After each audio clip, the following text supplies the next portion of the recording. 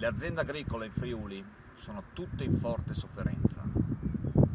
Il prezzo pagato ai produttori per il loro prodotto raramente copre i costi di produzione.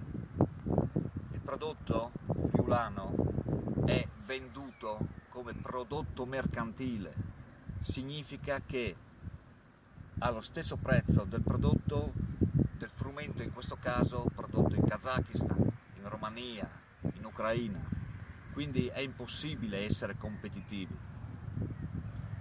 Un grosso problema poi dell'agricoltura friulana è che mancano centri di trasformazione del prodotto. Questo frumento potrebbe essere trasformato qui in regione, in farina, per poter essere utilizzata.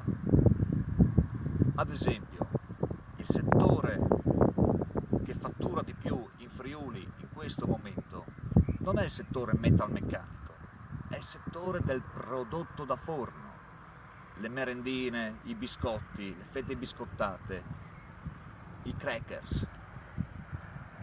Nella zona collinare, sopra Udine, ci sono moltissime aziende grosse, strutturate, che producono questi prodotti da forno e ne consumano tantissime tonnellate. Però in tutte queste aziende, da tutte queste aziende non si consuma 1 chilo di farina derivata da frumento friulano.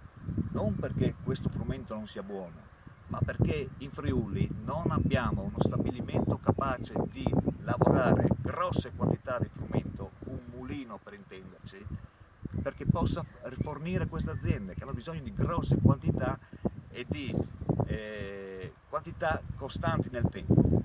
Quindi nel programma di Patrie Furlane noi, per il settore agricolo, abbiamo pensato a favorire la costruzione di centri di trasformazione per tutti i prodotti agricoli, in modo che il coltivatore poi non dovrà vendere la materia prima tal quale, dovrà vendere la farina.